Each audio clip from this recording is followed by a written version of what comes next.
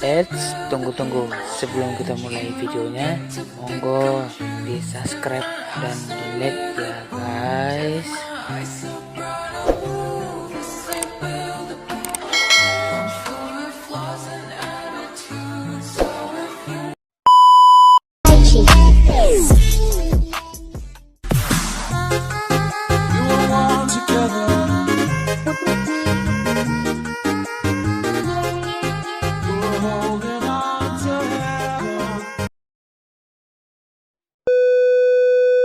Assalamualaikum warahmatullahi wabarakatuh. Kami dari mahasiswa Teknologi Pulp dan Kertas D3 kelompok 4 akan memaparkan tentang kimia selulosa dan turunannya.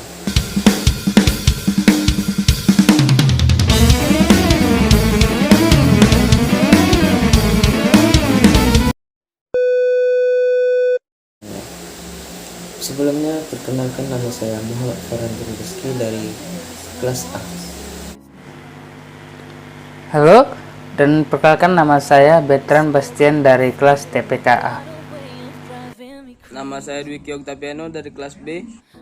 Perkenalkan, nama saya Lucy Sofrina Bornasita dari kelas A. Nama saya Rodian Maulana dari kelas B. Halo, perkenalkan, nama saya Wisnu Wardana dari kelas TPKB. Dan sebelum memulai video ini, saya akan menginformasikan bahwasannya video ini dibuat dari rumah saja. 3, 2, 1, go! Indonesia merupakan salah satu negara dengan industri pulp dan kertas yang tengah berkembang. Didukung pula dengan alam Indonesia sebagai penyedia bahan baku terbesar. Akan tetapi, sumber daya manusia dengan keahlian di bidang ini masih sangat sedikit. Kini, semakin banyak industri yang bekerja sama dengan instansi pendidikan untuk mengembangkan program studi pulp dan kertas dengan harapan lulusannya dapat terserap langsung industri 100%. Riau adalah salah satu provinsi di Indonesia yang terletak di bagian tengah Pulau Sumatera. Riau saat ini merupakan salah satu provinsi terkaya di Indonesia dan sumber dayanya didominasi sumber alam yang melimpah seperti minyak bumi, gas alam, karet, kelapa sawit, serta hasil hutan dan perkebunannya sangat letak perkebunannya karena letak strategis dan juga kondisi alam yang baik sehingga Riau sangat cocok untuk dijadikan pabrik industri. Salah satu industri yang paling terkenal di Riau adalah industri pulp dan kertas. Baiklah, di sini kami akan memperkenalkan kampus kami yaitu Universitas Riau. Universitas Riau adalah salah satu universitas yang ada di Provinsi Riau yang didirikan pada tahun 1960. Universitas Riau ini memiliki 10 fakultas dan lebih dari 100 jurusan yang memiliki fasilitas yang sangat terjamin. Universitas Riau ini adalah universitas kedua terbesar yang ada di Indonesia. Universitas Riau berada di jantung kota Provinsi Riau, yakni Kota Pekanbaru. Kota dengan semboyan tertua yang memegang teguh nilai adat dan budaya Melayu.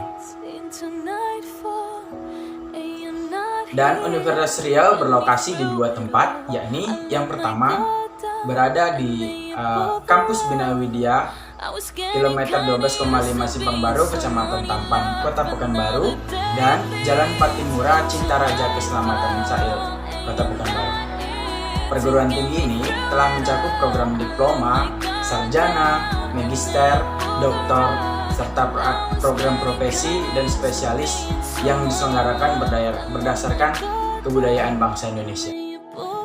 Baiklah, kami juga akan memperkenalkan fakultas kami yaitu Fakultas Teknik Universitas Riau. Baiklah, di sini saya akan menjelaskan tentang Fakultas Teknik Universitas Riau. Fakultas Teknik Universitas Riau didirikan pada tanggal 29 Desember tahun 2000. Fakultas Teknik Universitas Riau sangat aktif di dalam bidang ilmu pengetahuan dan juga berkontribusi dalam menyelesaikan berbagai ukuran di bidang teknik. Fakultas Teknik Universitas Riau juga diharapkan untuk selalu meningkatkan kualitas dalam tridharma perguruan tinggi disertai dengan upaya peningkatan relevansinya dalam rangka persaingan global. Baiklah, di sini juga kami akan memperkenalkan program studi kami, yaitu Teknologi Pulp dan Kertas Universitas Riau. Ya, selanjutnya kami akan memperkenalkan program studi kami, yaitu program studi Teknologi Pulp dan Kertas. Program studi ini didirikan pada tahun 2018 di bawah naungan Fakultas Teknik Jurusan Teknik Kimia Universitas Riau. Program studi ini merupakan program studi awal di Indonesia yang menekuni tentang pembuatan pulp dan kertas secara mendalam, serta memiliki akses langsung ke industri pulp dan kertas. Program studi ini didirikan berkat kerjasama antara Tanoto Foundation, PT Riau Andalan Pulp and Paper, dan Universitas Riau. Gedung program studi ini mempunyai sarana yang lengkap, yaitu 6 ruang kelas, 7 laboratorium penelitian, serta 2 ruang pertemuan yang dilengkapi dengan full AC. Program studi Teknologi Pulp dan Kertas Universitas Riau ini merupakan program studi vokasi atau diploma 3 yang menekuni tentang proses pembuatan pulp jadi bahan akhir, yaitu kertas.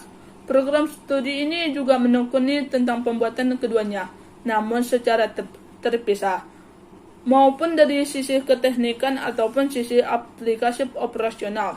Program studi ini mencampurkan bermacam keilmuan dalam rumpun teknik, antara lain teknik kimia, teknik mesin, teknik lingkungan, serta teknik industri.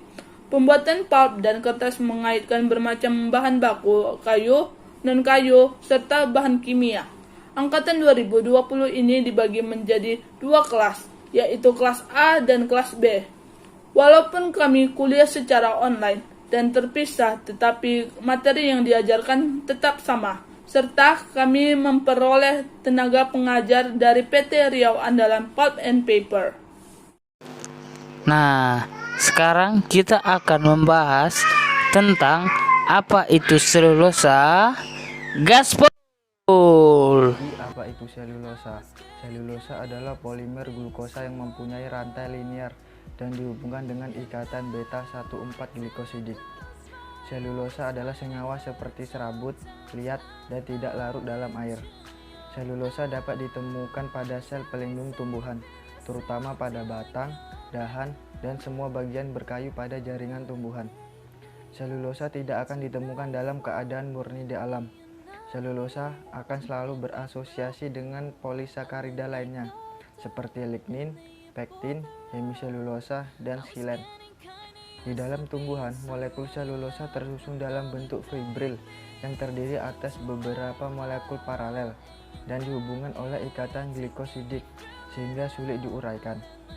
Selulosa dibagi menjadi 3 jenis berdasarkan derajat polimerisasinya dan kelarutannya dalam natrium hidroksida atau NaOH. Pertama ada alpha selulosa.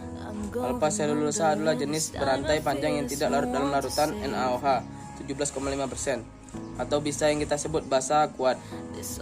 Selulosa ini memiliki derajat polimersis baik 600 sampai 1500. Pada selulosa yang memiliki lebih dari 92% sangat cocok untuk dijadikan bahan pembuatan peledak. Sedangkan di bawah itu sangat cocok untuk bahan pada industri kertas ataupun kain. Semakin banyak atau semakin tinggi tingkat selulosanya, maka semakin baik juga mutu bahannya. Kedua adalah selulosa beta. Beta selulosa adalah salah satu jenis selulosa yang larut dalam NaOH 17,5% atau biasa disebut dengan basa kuat. Selulosa beta memiliki derajat polimerisasi 15-60 derajat. Selulosa beta juga dapat mengendap bila dinetralkan. Terakhir itu ada selulosa gamma. Selulosa gamma ini sama dengan selulosa beta, tetapi bedanya itu di derajat polimerisasinya. Selulosa gamma ini polimerisasinya kurang dari 15. Sifat-sifat selulosa. Pertama, dapat didegradasi dengan reaksi hidrolisa, fotokimia, oksidasi, dan juga mekanis untuk menurunkan berat molekul. Kedua, itu ada selulosa yang tidak dapat larut dalam air maupun larutan pelarut organik lainnya. Tetapi ada beberapa jenis selulosa yang dapat larut dalam larutan alkali. Nah, yang ketiga itu apabila kering, selulosa bersifat hidroskopis, keras, dan juga rapuh. Tetapi apabila selulosa mengandung kandungan air yang cukup banyak, maka selulosa akan bersifat lunak. Jadi di sini air itu bersifat sebagai pelunak. Dan yang terakhir itu ada selulosa dalam bentuk kristal. Itu kekuatannya lebih baik daripada selulosa dalam bentuk amorfnya. Nah, selulosa ini banyak digunakan dalam kehidupan manusia. Peranan selulosa ini adalah sebagai penyusun dinding sel pada tumbuhan, memperlancar pencernaan pada hewan, sebagai bahan bangunan, dan bahan properti lainnya. Contoh produk selulosa yaitu bungkus pil, tekstil, kertas, kasa selulosa, bungkus sosis, tempat penyimpanan pasial, maks, dan banyak lagi lainnya. Saat ini, kita hendak mengulas tentang dissolving pulp. Jadi, apa itu dissolving pulp? Dissolving pulp merupakan pemutihan kayu atau serat kapas yang mempunyai selulosa di atas 90% serta mempunyai sifat spesial. Ialah mempunyai tingkat kecerahannya yang tinggi serta memiliki distribusi molekul berat yang seragam. Proses pemasakan pulp secara kimia bertujuan untuk memisahkan lignin dengan selulosa menggunakan proses bernama delignifikasi tanpa mendegradasi karbohidrat. Proses delignifikasi ini bertujuan untuk melarutkan lignin dan sebagian hemiselulosa dengan cara merendam bahan lignoselulosa di dalam larutan pelarut. Dalam proses pembuatan pulp terdapat cara pemisahan serat selulosa dari senyawa pengikatnya, yaitu secara mekanis, semi kimia, dan kimia.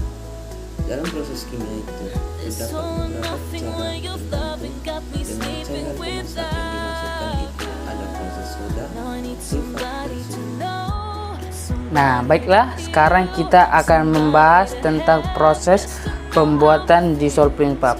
Yang pertama itu hutan, dimana disinilah semuanya dimulai hutan yang berkelanjutan dan diperbarui dan dapat didaur ulang. Apakah kalian tahu dissolving pulp diproduksi dari pohon yang sudah ditanam di hutan perusahaan? Dissolving pulp telah tersebar di seluruh dunia dan digunakan untuk membuat pakaian, kain, spray, dan banyak lainnya. Proses dari bibit menjadi kain ini termasuk proses sangat panjang. Jadi kami di sini akan memberitahu bagaimana bibit tanaman yang kecil dapat diproses menjadi dissolving pulp. Nah, pohon apa sih yang digunakan? Pohon yang digunakan adalah pohon bit yang ditanam di hutan perusahaan dan menghasilkan produk akhir yang terjamin kualitasnya. Ini adalah kayu yang akan dibawa ke mil. Tahap pertama adalah mencuci gelondongan atau log kayu untuk menghasilkan kotoran, menghilangkan kotoran dan batu dari log. Kemudian kulit kayu akan dikupas dari log dan log akan dipotong menjadi serpihan kayu yang disebut wood chip. Chip lalu ditumpuk di tempat penyimpanan chip, lalu akan disalurkan dari tumpukan menuju digester. Chip akan dididihkan dengan bahan kimia selama waktu yang telah ditentukan. Jadilah pulp atau bubur kertas yang dicuci dan diputihkan. Pulp yang sudah diputihkan atau dikeringkan dikeringkan, dipotong menjadi lembaran-lembaran dan dibungkus seberat 200 kg. Dan yang tadi akan disalurkan kepada pelanggan yang akan melakukan dissolving pulp menjadi viscose fiber. Karena perkembangan produksi viscose yang meningkat pesat, kebutuhan dissolving pulp juga meningkat. Total produksi pabrik ini adalah 170.000 ton dissolving pulp per tahunnya. Jadi itulah cara pembuatan baju yang sedang kalian pakai. Baju yang terbuat dari dissolving pulp yang dulunya adalah bibit kecil di hutan. Jadi, apa bedanya dissolving pulp dengan kertas? Kraft pulp mempunyai kandungan hemiselulosa serta selulosa. Sebaliknya, dissolving pulp memiliki selulosa murni. Nah, sekarang kita akan membahas proses pemasakan di salting pulp. Proses pertama ada di digesting area. Digesting area adalah proses pemasakan di mana pemisahan lignin dari chip untuk mendapatkan selulosa yang murni. Tahapan-tahapan yang dilakukan dalam digester ini. Yang pertama, chip filling, di mana chip dimasukkan ke digester. Yang kedua itu ada preheating, di mana digester dipanaskan. Yang ketiga, ada prehidrolisis yang bertujuan untuk merusak rantai hemiselulosa. Yang keempat itu ada neutralisasi untuk menetralkan pH di dalam digester. Yang kelima, hot liquor, di mana hot liquor dimasukkan ke dalam digester. Yang keenam itu ada cooking dan heating, yaitu proses pemasakan dalam jangka waktu yang tertentu. Yang ketujuh itu ada displacement, di mana reaksi diberhentikan dan pulp dikeluarkan dari digester. Selanjutnya, tahap ini adalah tahap washing. Pada tahap ini bertujuan untuk memisahkan pulp dari sisa zat pengotor yang tidak diinginkan. Tahap selanjutnya adalah tahap screening, yaitu tahap memisahkan kotoran sisa pada pulp dengan ukuran tertentu. Proses selanjutnya itu adalah oksigen delignification atau delignifikasi oksigen, yaitu di mana kita menghilangkan kadar lignin yang tersisa dalam pulp dengan menggunakan oksigen atau unsur O2. Tahap terakhir yaitu bleaching. Bleaching adalah proses memutihkan dan mencerahkan pulp. Dengan demikian, akan dihasilkan pulp dengan kandungan selulosa murni yang akan dilanjutkan ke produk-produk tertentu. Turunan produk selulosa dari desalting pulp baik secara woven dan juga non-woven. Nah, jenis yang diperoleh secara menenun atau menyilangkan. Yang pertama itu ada benang lusi, yaitu benang yang sejajar dengan pinggir kain, dan juga benang pakan, benang yang tegak lurus terhadap pinggir kain. Woven atau anyaman adalah bordir halus yang biasanya digunakan untuk logo jersey dengan menggunakan benang halus sehingga menghasilkan produk yang halus. Hasil woven ini masih harus diproses kembali seperti dijahit atau dibordir ke aplikasi kapas atau bahan konveksi lainnya. Non-woven atau tidak dianyam adalah serat tekstil yang dengan teknik tertentu dapat langsung dibuat menjadi kain tanpa harus dijadikan benang terlebih dahulu. Kain non-woven secara umum dapat didefinisikan sebagai lembaran atau struktur jaringan yang dirangkai secara bersamaan yang melibatkan serat atau filamen. Nah, secara mekanis termal atau kimia, kain non-woven merupakan lembaran berpori atau berubah yang dibuat secara langsung dari serat terpisah. Kain non-woven ini tidak dibuat dengan cara ditenun atau dirajut dan tidak perlu mengubah serat menjadi benang. Jadi, kita dapat menarik kesimpulan yang pertama, pulp merupakan bahan baku pembuatan kertas serta senyawa-senyawa kimia turunan selulosa. Pulp ini ialah hasil dari pemisahan selulosa dengan bahan-bahan berserat memakai proses pembuatan mekanis, semi-kimia, dan kimia. Yang kedua, dissolving pulp. Dissolving pulp merupakan pulp yang diputihkan serta mempunyai kandungan selulosa di atas 90%. Manfaat dari dissolving pulp merupakan untuk memperoleh selulosa yang murni serta seragam dengan mengendalikan derajat polimerisasinya. Tidak hanya itu, dissolving pulp pula umumnya digunakan untuk membuat tekstil. Yang terakhir, ketiga, tipe kain menurut metode pembuatannya ialah kain woven dan non-woven. Kain woven merupakan kain yang terbuat dengan metode ditenun, sedangkan kain non-woven merupakan kain yang terbuat secara langsung dari serat terpisah tanpa ditenun atau dianyam. Nah, baiklah, sampai di sini akhir video kami. Semoga teman-teman bisa mengerti dengan apa yang telah kami jelaskan. Terima kasih. Bye. I let my guard down and then you pulled the rug. I was getting kinda used to being someone